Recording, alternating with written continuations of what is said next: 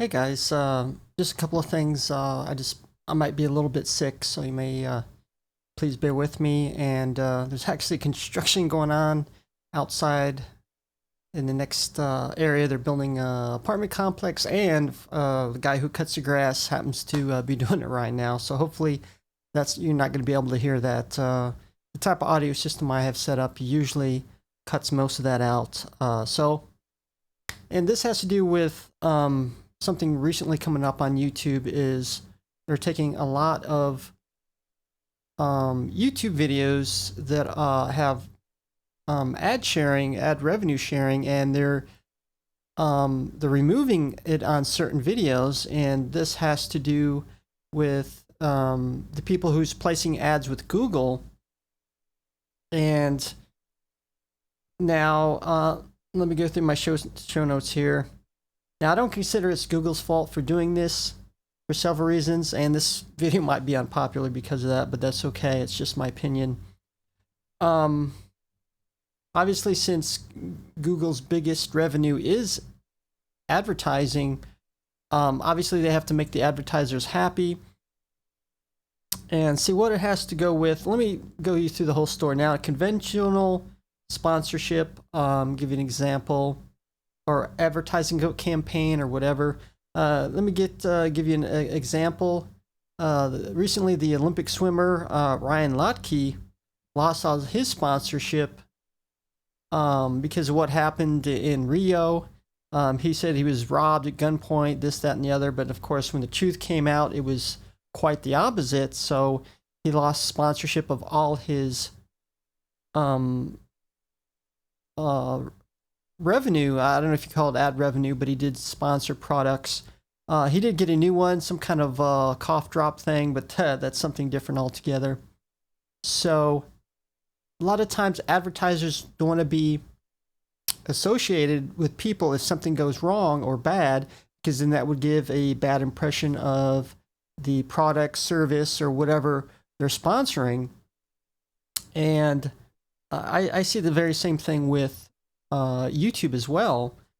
And what's worse is advertisers can't pick and choose what videos, or don't have the time to do this, to go through every video to see where it's shown, because it could be something controversial, could be racist or whatever, and they don't associate that product or service with that YouTube channel or video or whatever. And so that's a legitimate complaint. So now they're actually supporting their advertisers by certain controversial videos and or channels that are questionable or that break certain YouTube guidelines.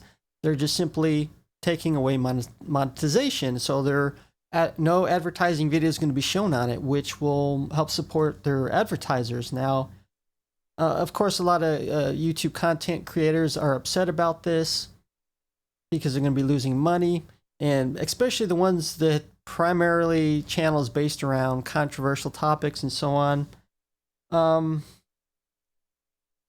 Now, some are saying this is censorship, and it's not censorship in the slightest by taking away monetization, because when they remove monetization, the video is still there. So that wouldn't have anything to do with censorship, because if the video is still there, you still have your freedom of speech on that or whatever. Now, if they remove it altogether, then maybe it's a different thing. And, me, myself, I just use common sense on the most part. Sometimes I might inadvertently do something that might break the guidelines, and I'm not sure. Sometimes they do send me stuff inadvertently, but a lot of times it's just their YouTube algorithms just kind of mess up and keep on flagging me for the same thing, which I prove to them that it's not. But I'm not going to get into that as much. So, I don't know. There's good points and bad points about it.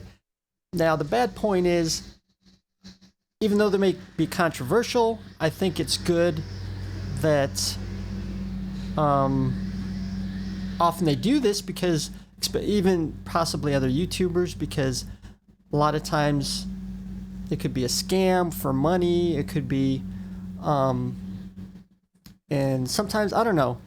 Give an example, unbox therapy, which I myself made a controversial video upon it. It turns out that, he also made one with, supposedly had a truckload of iPhones that he was going to be giving away. Well, he made it appear so, but he never actually said he's going to give away all of them. In fact, many people speculate it's empty boxes because you don't see any shrink wrapping on any of them. And you can actually go out and buy empty boxes very cheaply per box. So a lot of people kind of brought that to attention, and that's very deceitful. So in many cases, I think doing this is needed. So I'm kind of a little bit mixed, but I'm kind of going to side with Google on this simply because, if they just allow it to go on without regard for the way advertisers feel, I mean, pretty soon advertisers may pull out from YouTube or Google entirely, and then obviously content creators are going to, start losing money more so than they are now. And,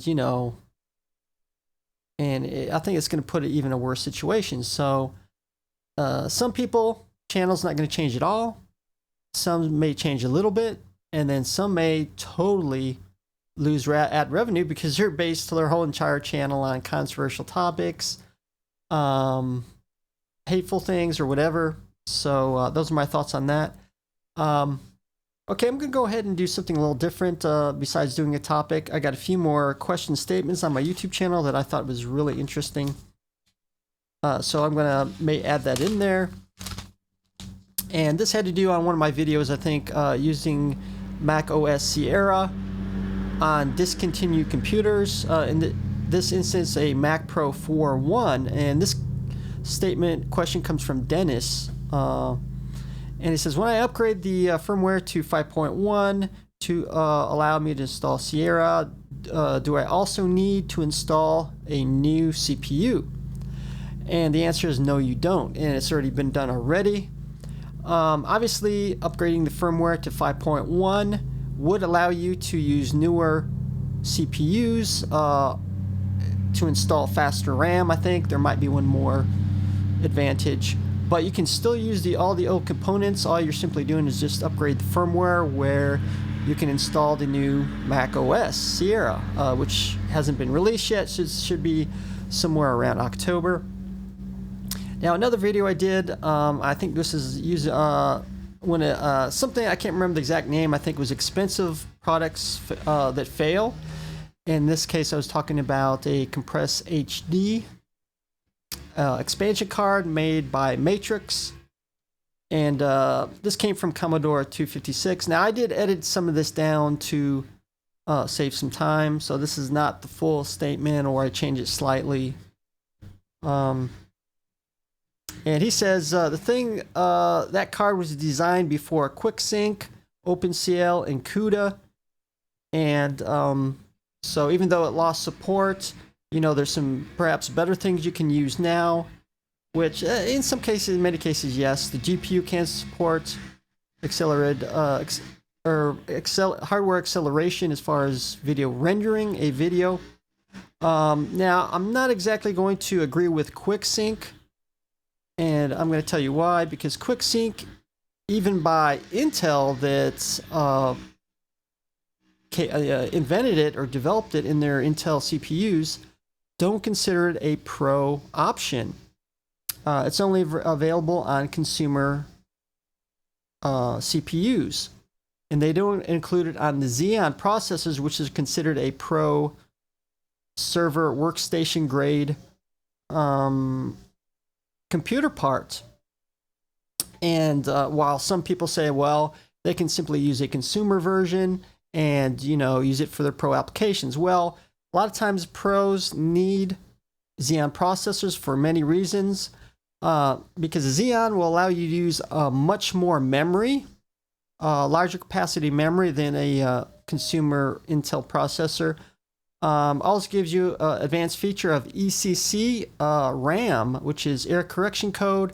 I agree, it's not needed for most uses. Some are needed for for instance, if you use I'll give you an example, a really big accounting number crunching type of application where you need accuracy above all else, then they're going to use ECC. Now, if it's a video game rendering thing, you know, a little missing pixel in the video is not going to be a big thing.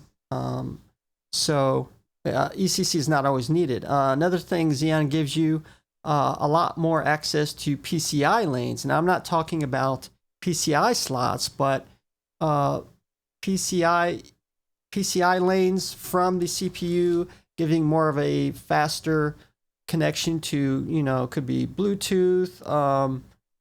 I'm trying to think here, USB 3.1 or whatever version it is, and it gives you access to more bandwidth for more things. So those are some reasons why I don't necessarily agree with the quick sync, but some of the other things, yes. Good comments there, Commodore 256. And hopefully I'll feel better next week and we'll come out some more videos. So thank you.